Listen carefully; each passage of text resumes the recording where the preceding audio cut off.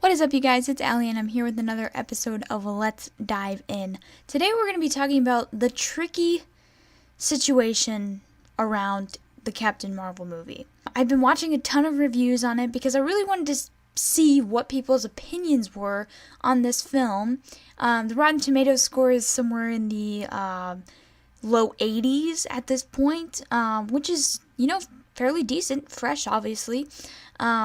But there were some rather scathing reviews on there, which I thought was rather interesting. And as you can see by this Entertainment Weekly headline, her reviews really aren't that great. They're just kind of meh. And a lot of reviewers that I trust, such as Chris Stuckman, Jeremy Johns, these people are like, the movie's just kind of boring. It's not really a movie that's good at telling the story and the origin of Captain Marvel. And it also has a bunch of these, scenes and whatnot that are kind of just really dull feeling. They feel very old comic book movie style. Not like old, but like 15 years ago old, which is kind of interesting because the movie's set in the 90s. But, and also, Brie Larson's performance is very wooden. I've heard a lot of people mention that, and that she just feels very emotionally distant. Even people that liked the movie overall oftentimes mention how she feels distant in the film. Like, emotionally, she's not there. And also, one reviewer that was, like, really into the movie, really enjoyed it, she called it Captain Feminist, which I was surprised to hear that. Not totally, utterly surprised. I think we all saw this coming. At least the majority of us saw that this movie was going to be heavily feminist. But the reason why this situation is tricky is because of the chips they've put on Captain Marvel. Kevin Feige has put all of his eggs in this basket. It seems rather clear at this point that Captain Marvel is the new face of the MCU moving forward. After this new Avengers Endgame film, we are going to be going into Phase 4, and it's going to be heavily Captain Marvel based. And small spoiler for the Captain Marvel movie, I'll put a little spoiler sign up, so if you don't want to know the spoiler, you can just mute it, and then when the spoiler sign comes down, you can turn your sound back on. I gave you a warning there. But Captain Marvel, we learn Carol Danvers, her nickname in the Air Force is Avenger, and that's where Nick Fury is supposedly supposed to get this idea for the Avengers. That's where he gets the title of the name, which is just ridiculous. Not only is this not at all make sense with the former Marvel movies, with literally Captain America's first movie being called The First Avenger. Hello? Are we just gonna retcon, avoid that? Apparently. And also, in the comics, that's not there at all. She's not really a big part of the Avengers. She's kind of just off doing her own thing. She pops up here once in a while. She's not a successful character, which I talked about in my first episode of Let's Dive In. She's very unproven.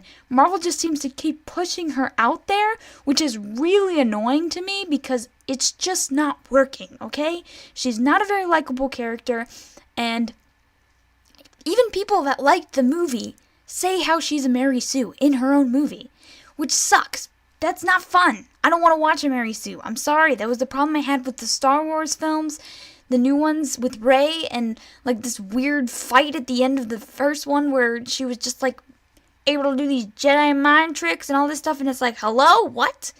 When? Huh?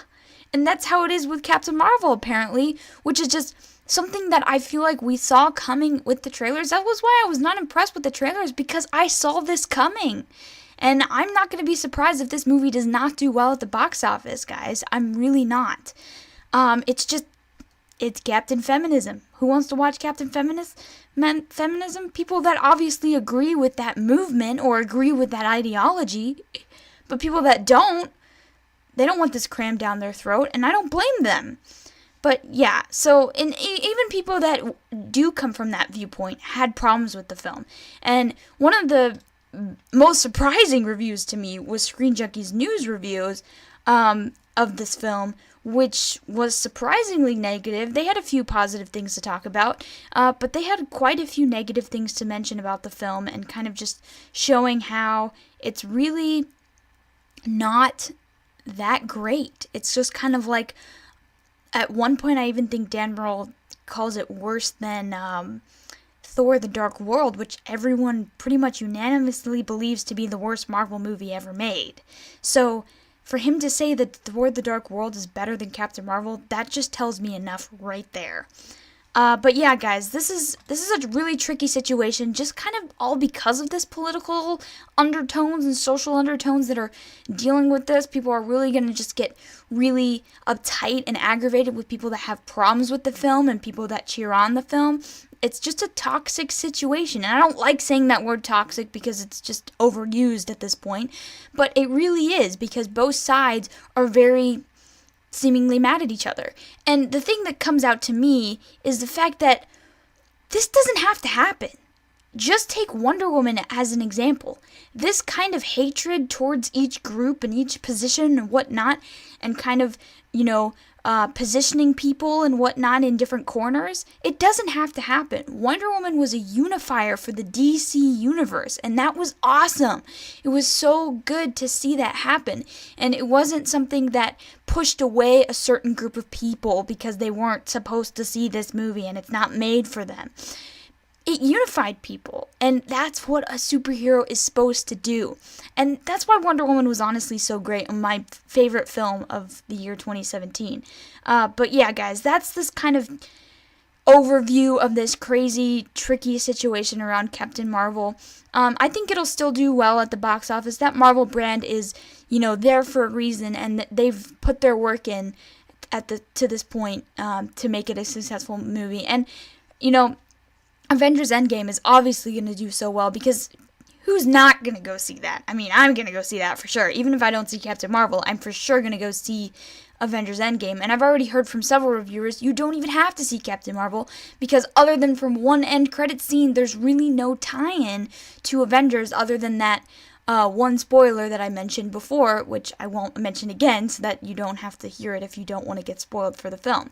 But anyways, guys, you can let me know your thoughts on this Captain Marvel situation down in the comments down below. It's very tricky, so please be kind and courteous to people that you're talking to. I know that's hard to do when people just don't listen and don't agree with you. It's hard. It's frustrating also. But still, we are all comic book movie lovers here. We want these movies to keep getting made, but we want them to be good. So let's, keep that in mind. Let me know your thoughts down in the comments down below, and I'll catch y'all next time. Bye!